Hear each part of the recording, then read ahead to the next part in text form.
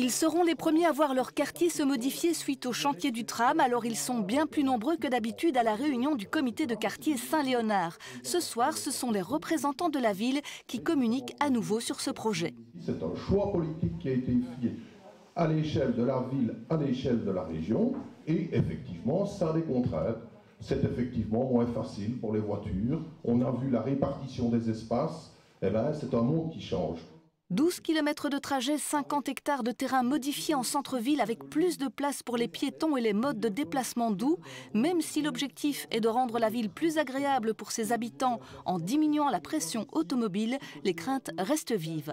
On reste avec certaines questions concernant le quartier bien évidemment, mais aussi tout le projet du tram concernant des parkings de délestage dans la zone de Coron-Meuse, puisque c'est un des points qui nécessite des éclaircissements actuellement.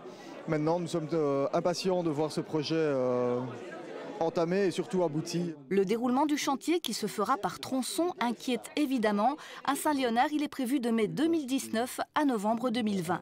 Ces périodes un peu difficiles de chantier vont amener à une transformation totale des quartiers, totale de la ville, avec un transport public de qualité. Et donc c'est tout ce changement qu'on réexplique aux Liégeois dans toutes ses facettes. Le chantier inquiète, l'après-chantier plus encore. Certains évoquent un dialogue de sourds concernant la création de ce fameux parking de délestage au futur écoquartier de Coron-Meuse.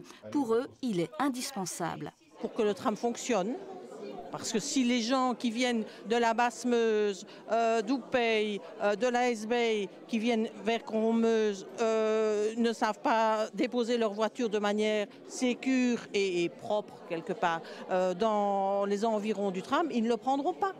Donc ça, c'est une première raison. Une deuxième raison, c'est que ces gens-là, s'ils veulent vraiment prendre le tram, ils iront se garer n'importe où. De nombreuses questions restent en suspens. Le 29 avril, les habitants du quartier sont conviés par Tramardent, l'opérateur chargé de la réalisation du projet, pour une nouvelle réunion d'information.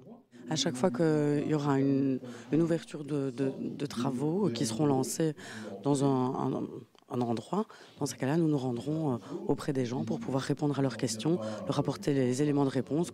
De plus, le 25 avril, Tramardent présentera en soirée le projet global au Palais des Congrès.